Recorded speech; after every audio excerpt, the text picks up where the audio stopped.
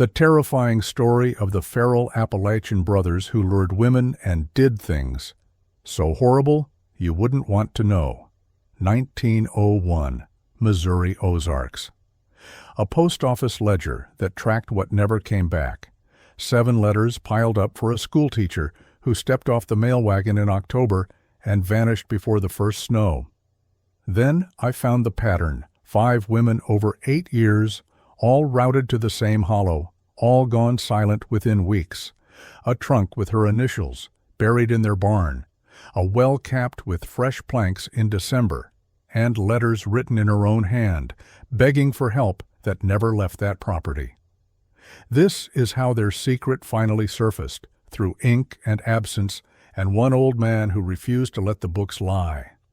When the brothers fled into winter and the cave gave up their frozen bodies, we pulled a journal from Virgil Macklin's coat, a ledger of women collected like pelts, written in careful script. I am Silas Webb.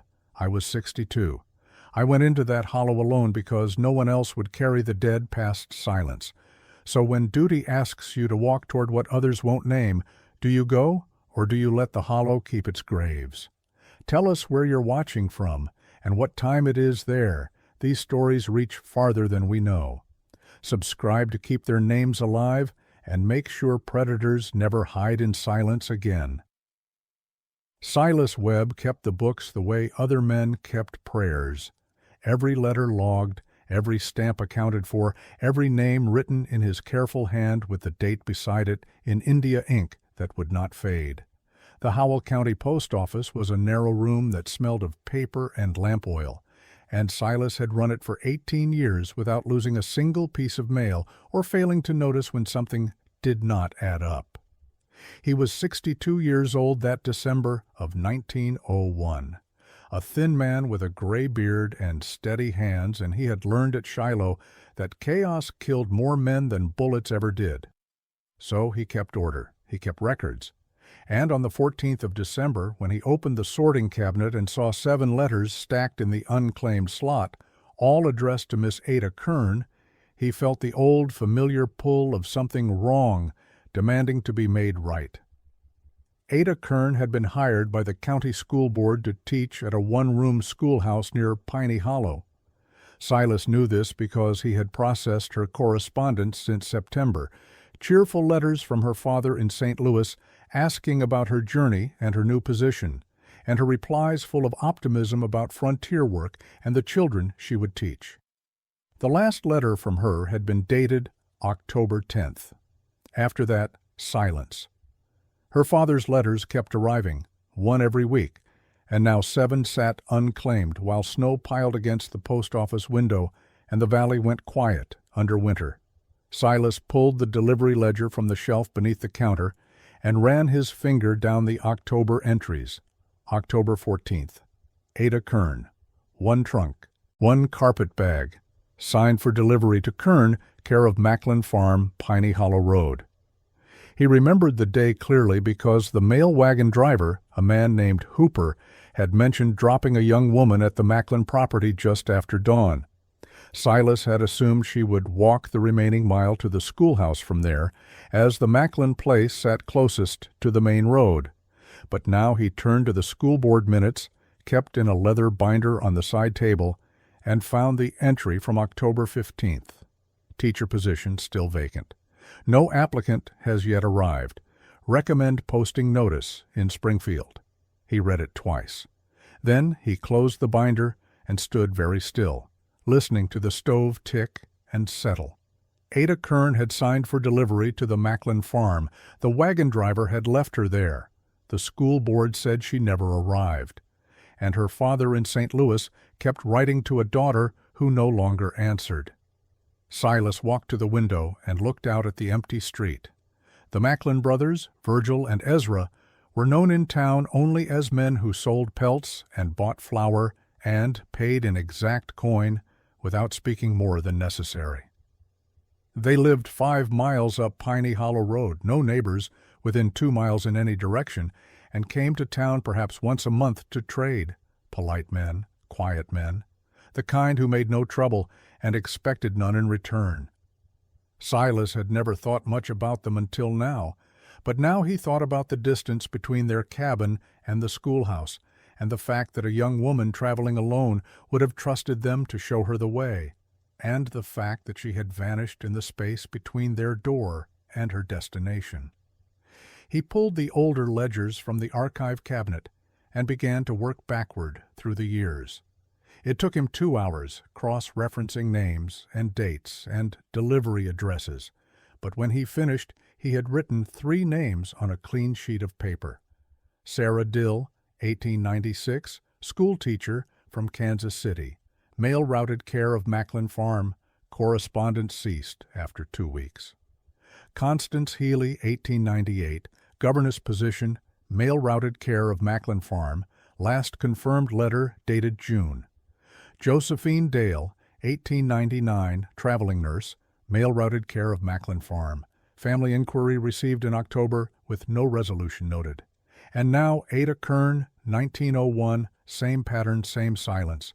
4 women over 6 years, all traveling alone, all routed through the Macklin brothers, all disappeared without trace or explanation or anyone in town asking why. Silas folded the paper and put it in his coat pocket. Then he walked 3 blocks through the snow to the sheriff's office, a small building behind the courthouse that smelled of tobacco and old coffee. Sheriff Clayton Hayes sat behind his desk with his boots up, reading a week-old newspaper from Springfield. He was 55, heavy in the middle, and had held his position for 2 decades by keeping the peace and not looking for trouble where none was reported. He glanced up when Silas entered and nodded without moving his feet. Silas laid out the pattern, the names, the dates, the delivery records, the silence. Hayes listened with his jaw working a piece of tobacco, and when Silas finished, the sheriff shrugged and said, "Women ran off sometimes. That was just the way of things. They got scared or homesick or found a husband on the road and forgot to write home." Did Silas have bodies? Did he have witnesses? Did he have anything besides suspicion and old mail receipts? Silas said he had 4 names and a pattern that demanded an answer. Hayes said patterns were not evidence, and the Macklin brothers had been in the county longer than Silas had been alive. He would not ride out on a cold December morning to bother quiet men over speculation. If Silas wanted to waste his time chasing ghosts, that was his business, but the law required more than a postmaster's hunch. Silas walked back to the post office alone. The sky had gone the color of old iron, and the wind cut through the street like a blade. He stood at his counter and looked at the 7 letters addressed to Ada Kern, and he thought about her last letter home, the one full of hope and plans and trust in the goodness of strangers. Then he pulled his own journal from the drawer, the one he kept separate from the postal records, and wrote the date and the 3 names he had found before hers. Sarah Dill, Constance Healy, Josephine Dale, and beneath them, in darker ink, he wrote Ada Kern. He underlined it twice. Then he wrote one sentence at the bottom of the page. Someone will answer for this. He would ride out at first light, alone if necessary. He had gone into worse places with less cause, and he had learned long ago that duty did not wait for permission or company. The Macklin brothers lived in Piney Hollow, and Silas Webb intended to see their faces when he asked them what happened to the women who never left. Silas left town before dawn on the 15th of December, riding a borrowed mare through cold that turned his breath to smoke and made the leather reins stiff in his hands. The road to Piney Hollow climbed through oak and pine that closed in tight on both sides, and the snow lay thin and gray over frozen mud. He had told no one where he was going. The sheriff would not have cared, and the town would have called him foolish, and Silas had learned long ago that righteous work was often solitary work.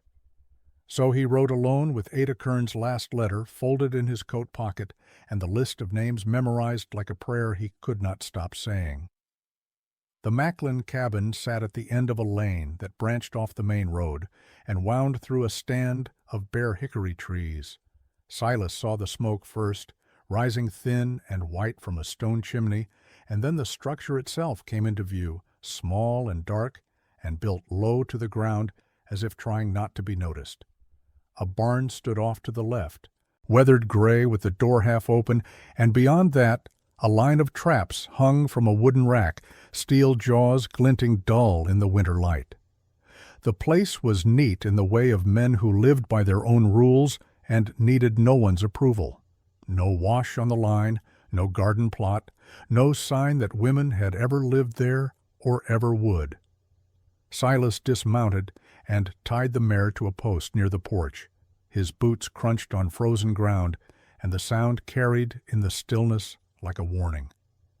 Before he reached the steps, the cabin door opened, and a man stepped out, thin and bearded, with eyes the color of creek water and a voice that came soft and slow like honey poured over stone. Virgil Macklin, the elder brother. 47 years old, according to the county records, though he moved with the careful economy of someone much older. He wore a wool coat buttoned to the throat, and he stood with his hands loose at his sides, watching Silas approach with the kind of patience that felt like a trap waiting to close. Silas introduced himself and explained his business. He asked about Ada Kern, described her arrival in October, mentioned that the mail wagon had left her at this very property.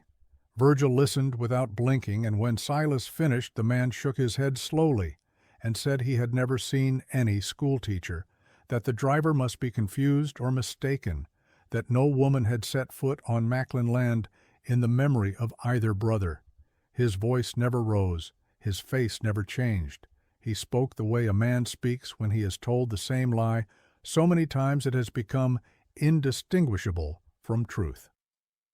Silas looked past him through the open door and saw 3 women's coats hanging on pegs just inside the threshold. Heavy wool, different colors, the kind a traveler would carry. He pointed and asked about them. Virgil glanced back without concern and said they had belonged to their mother, dead these 10 years, kept because waste was a sin and wool lasted. Silas asked to see the barn. Virgil hesitated for only a heartbeat, then nodded and called over his shoulder into the cabin. The second brother appeared in the doorway, larger and silent, with a face that showed no expression and eyes that fixed on Silas with the unblinking focus of a dog waiting for a command. Ezra Macklin, 43 years old. He said nothing. He simply stepped out onto the porch and stood there, massive and still, while Virgil led the way across the yard toward the barn. The interior smelled of leather and blood, and the sharp tang of curing pelts. Traps hung on hooks along the walls, organized by size, and bundles of furs lay stacked in the corner, tied with cord. Everything had its place. Everything spoke of men who understood order and routine and the value of covering tracks. But in the far corner, half hidden by shadow and a pile of straw, sat a trunk with brass fittings and a curved lid caked in dried mud, as if it had been buried and recently dug up. Silas walked to it and crouched down. The boss. Brass plate on the front bore initials worn smooth but still legible. A.K. Ada Kern. He stood and turned to face Virgil. The brother had not moved from the doorway, his expression unchanged, and when Silas said that trunk belonged to the missing schoolteacher, Virgil replied without pause that he had bought it from a traveling peddler the month before, paid $2, never asked for names or history, because a good trunk was a good trunk, and questions were nobody's business. Silas said he would be bringing the sheriff back to ask more questions. Virgil nodded as if this was expected and reasonable, and said the door was always open. They had nothing to hide. Honest men welcomed scrutiny. But Ezra stepped forward then, filling the barn door with his frame, and spoke for the first time in a voice like stones grinding. "You calling us liars?" Silas met his eyes and said he was calling nothing yet, but lies had a way of surfacing when the digging started, and he intended to dig until he found bottom. Then he walked past both brothers, untied his mare, and rode back down the lane without looking behind him. but he felt their eyes on his back the entire way. And when he reached the main road and finally turned in the saddle, he saw Ezra standing motionless at the tree line, watching him disappear into the distance like a man marking prey. The ride back to town took 2 hours, and Silas spent them thinking about the trunk and the coats and the way Virgil had lied with the ease of long practice. He thought about the silence of the hollow and the distance from any neighbor, and the fact that a woman could scream there and no one would hear. He thought about the other names on his list and wondered how many trunks were buried on that property, how many coats hung in that cabin, how many lies had been told and believed because it was easier than asking why women kept vanishing on the same road to the same place. By the time he reached the post office, the sun had set and the cold had deepened, and Silas knew with absolute certainty that Ada Kern was dead, and that her death had been neither quick nor kind, and that the men who killed her were still sleeping warm in their beds while the county looked the other way. Silas spent the next 3 days pulling every postal ledger and delivery record going back to 1895. He worked alone in the back room of the post office after hours, lamp oil burning low, while he traced names and dates and patterns that no one else had bothered to see.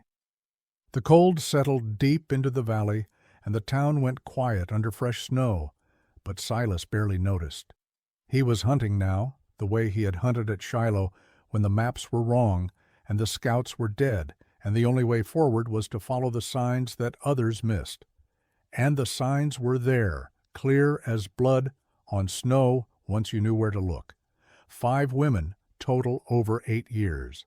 Sarah Dill in 1896, Constance Healy in 1898, Josephine Dale in 1899, a woman named Margaret Frost in 1900 whose family had written twice before giving up, and now Ada Kern, all traveling alone, all hired for positions that required them to pass through Piney Hollow, all with mail-routed care of Macklin Farm, all gone silent within weeks of arrival, their correspondence simply ending as if they had stepped off the edge of the known world and into nothing. Silas made a chart with dates and names and delivery confirmations, and when he finished, he sat back and looked at what he had built. It was not proof in the legal sense, but it was proof in the moral sense, the kind that required action regardless of what the law would admit. He took his findings to the general store the next morning and spoke with the clerk, a nervous man named Petty, who kept the accounts and remembered faces. Petty said the Macklin brothers came to town regular as clockwork, always bought the same things, flour and salt and coffee and lamp oil. But now that Silas mentioned it, they also bought rope in bulk every fall, 20-foot lengths, and lye by the pound, and Petty had always assumed it was for trapping and tanning, though he had never thought to ask. Silas asked if Petty had ever seen the brothers with women. Petty shook his head quickly, said the Macklins kept to themselves, never brought anyone to town, never spoke of family or visitors or anything beyond the transaction at hand. Then he lowered his voice and said that a farmer named Cobb had once mentioned finding a woman's shoe near the Macklin property line back in 1898, a good leather shoe half buried in leaves. But Cobb had never reported it because who reports a shoe? And besides, the Macklins had been there since before the war and were known as quiet folk who deserved privacy. Silas left the store and walked straight to the sheriff's office. He laid the chart on Hayes's desk, along with the ledgers and the list of purchases and the story of the shoe. He said 5 women had vanished in 8 years, all connected to one place, all following the same pattern, and that was not coincidence. That was murder, and the law had a duty to act whether it was convenient or not. Hayes looked at the papers without touching them. He leaned back in his chair and worked his tobacco and said it was interesting, sure, but interesting was not evidence. Where were the bodies? Where were the witnesses? All Silas had was suspicion and circumstance, and the Macklin brothers had been in Howell County longer than Hayes had been sheriff. He could not ride out and search a man's property based on a postmaster's hunch and some old mail receipts, people would talk. The county board would ask questions. And unless Silas could produce something concrete, something a jury could see and touch, Hayes would not risk his position on speculation. Silas asked what would be enough. Hayes said a body would be enough. A confession would be enough.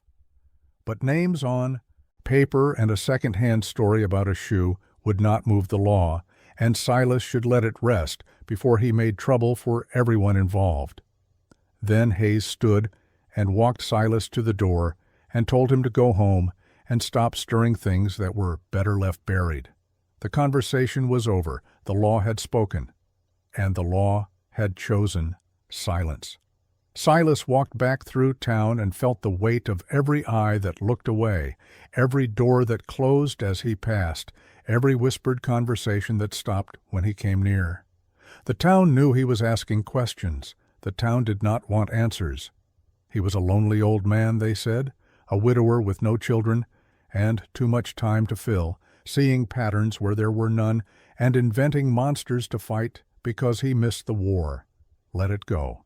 Let the past stay past. Let the Macklin brothers live their quiet lives, and let the missing women stay missing, because some things were better left alone, and some prices were too high to pay for truth that would only bring shame and trouble. That night, Silas sat in his room above the post office and wrote a letter to Ada Kern's father in St. Louis. He laid out the timeline, the delivery records, the trunk with her initials, the pattern of women who had vanished before her. He did not soften it. He did not offer hope. He wrote that Ada was dead and that he knew who killed her and that the law would not act. He wrote that he was sorry and that he had failed her, but that he would not stop until justice was done, even if he had to do it alone. Then he sealed the letter and set it aside for the morning mail coach. Winter deepened. The hollow froze hard and the roads became impassable, except on horseback. Silas began riding out at night to watch the Macklin property from the ridge above their cabin, wrapped in a wool coat with a rifle across his lap, and nothing but cold stars for company. He saw lamplight in the cabin windows. He saw smoke from the chimney. And one night near the end of December, he saw lamplight in the barn past midnight and heard the sound of digging, metal on frozen earth, steady and deliberate and wrong. He watched until the light went out. Then he rode home in the dark and began planning what he would have to do, because the law had abandoned Ada Kern and the others, and that meant someone else would have to carry them past silence and into the light. Silas went back to the hollow on the night of January 3, 1802, armed with a revolver and a certainty that had hardened into something beyond fear or hesitation. He rode slowly through darkness so complete the mare had to pick her own way, and when he reached the property line, he dismounted and tied her far back in the trees where she would not be heard. Then he moved forward on foot through snow that muffled his steps and cold that burned his lungs with every breath. The cabin showed no light. The barn was a black shape against blacker sky, and behind the barn, barely visible in starlight, he saw what he had come to find: fresh turned earth, a stone well that had been capped with new planks, the wood pale and clean against the weathered frame. He approached slowly, listening for movement, hearing nothing but wind in bare branches and the distant call of an owl. The well cap was held down with iron stakes driven deep, and when Silas crouched beside it and put his ear to the wood, he heard nothing from below, no water, no echo, only silence that felt thick and deliberate. He knew then what the well contained, knew it the way he had known the location of Confederate rifle pits at Shiloh before the scouts confirmed it, knew it in his bones and blood, and the part of him that had never stopped being a soldier. He stood and turned toward the cabin, and that was when he heard the voices, low and urgent, filtering through the chinking between logs. Ezra's voice first, flat and worried. He knows. He'll bring others. Then Virgil, calm as Sunday morning. Let him try. No law touches us out here. A pause, the sound of something being moved, heavy furniture scraping across wood. Virgil again. We've done this 8 years, and no one's stopped us yet. One old man with a hunch won't change that. Another pause. Ezra. Quieter now. What if he opens the well? And Virgil, with something like amusement in his voice. Then we'll have one more name to add to the count. Silas backed away from the cabin, his heart hammering against his ribs, every instinct screaming to run, but his legs moving carefully, deliberately, placing each step with the precision of a man who knew that panic killed faster than bullets. He reached the tree line and untied the mare, and rode back toward town without looking behind him.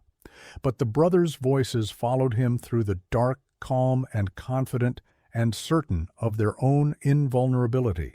They had killed 5 women and believed themselves untouchable. They had hidden bodies in that well and slept soundly afterward. And they were right about one thing. The law would not touch them. So someone else would have to.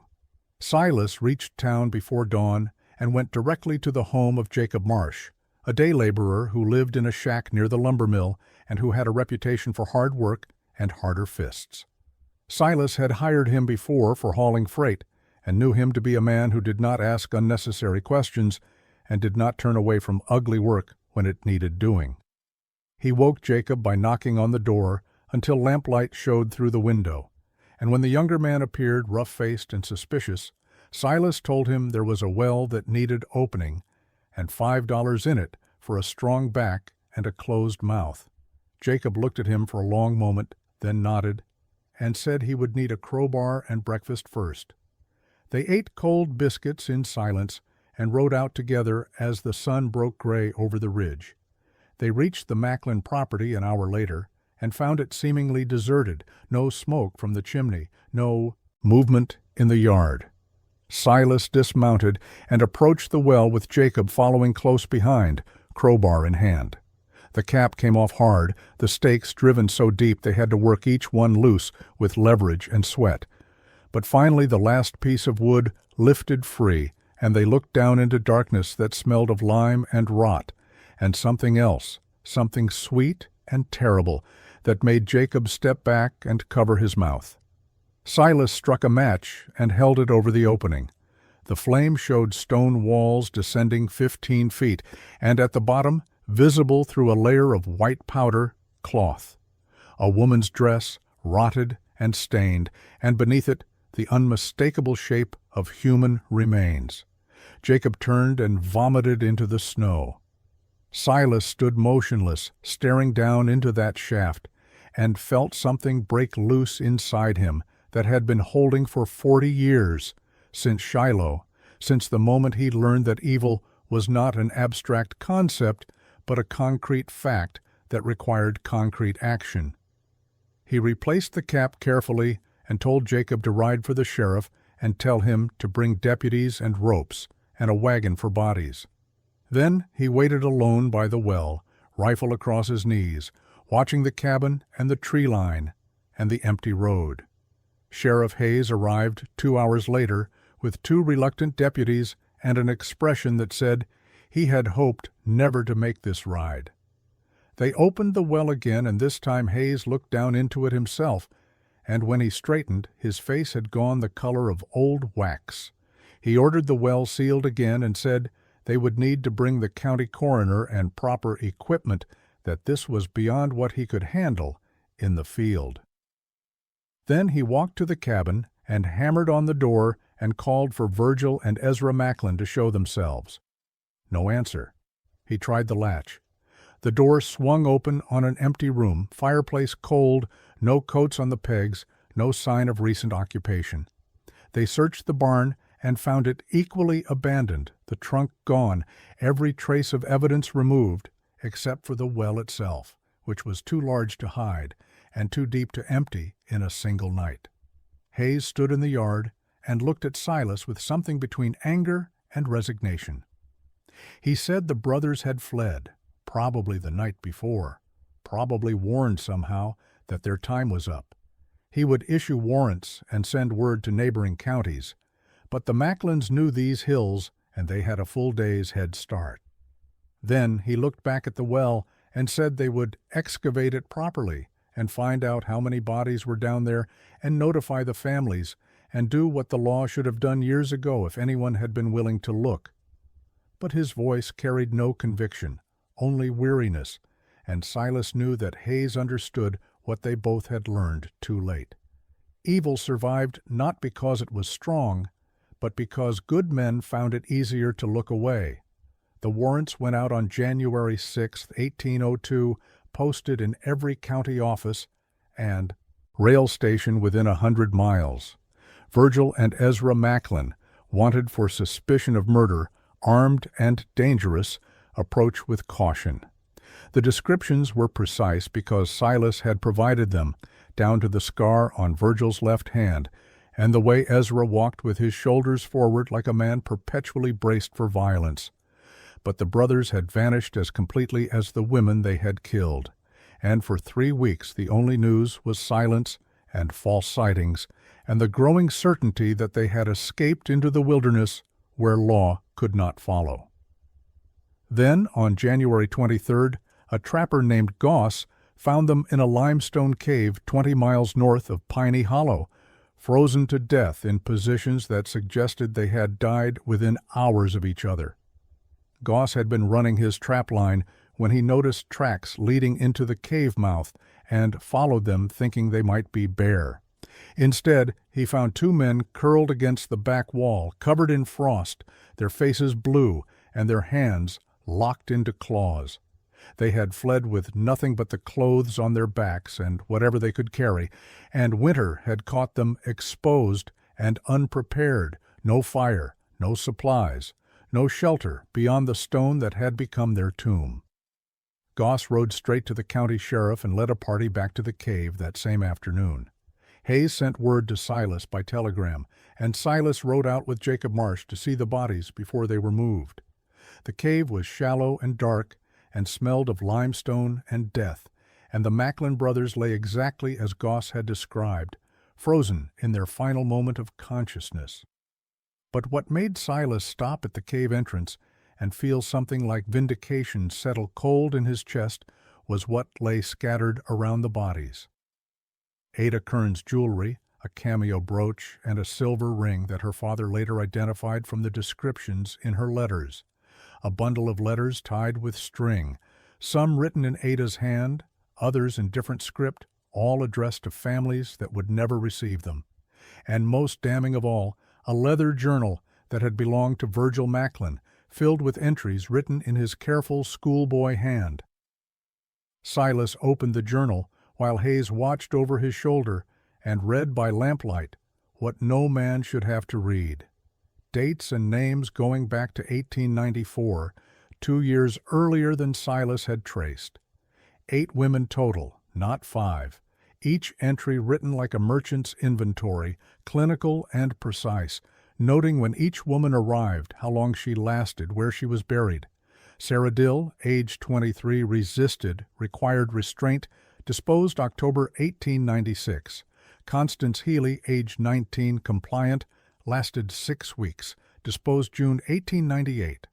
And on through the list, each life reduced to a transaction, each death recorded with the emotional weight of a grocery receipt. The final entry was dated October 21st, 1901. Ada Kern, age 24, fought until the end, buried deep, will not surface. Hayes read over Silas's shoulder, and when he finished, he walked out of the cave and stood in the snow, breathing hard, his face pale and his hands shaking. He said they would take everything as evidence, that the journal alone would be enough to close 8 cases and notify 8 families and prove that Silas Webb had been right when everyone else had called him paranoid. Then he looked back at the cave and said it was a mercy they froze, because what the law would have done to them would not have been justice, just ritual.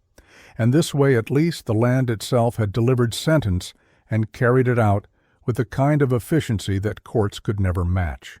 They brought the bodies back to town and stored them in the undertaker's cold room, while the county coroner examined them and confirmed that death had come from exposure, probably within 12 hours of their flight from Piney Hollow. The journal and the jewelry and the letters were cataloged as evidence and then sent to the families along with formal notifications that their daughters and sisters and wives had been found, or at least accounted for, and that the men responsible would face no earthly trial because Winter had already judged them and found them wanting. The well at the Macklin property was excavated over the course of a week in February. 5 sets of remains were recovered from the lime and stone, each one carefully removed and identified through personal effects and dental records and the process of elimination that came from matching names to dates. The families came to claim their dead or sent instructions for burial, and services were held in the Methodist Church with Silas Webb attending everyone. At Ada Kern's service he stood at the back and listened to her father read from her final letter, the one written just days before she died, full of hope and plans, and the innocent belief that the world was fundamentally safe and good. When it was over, her father sought out Silas and shook his hand and said, "Thank you for not looking away, for not letting silence bury truth, for being the one person who cared enough to count the names and follow them into darkness." The Macklin property was burned to the ground by court order in March.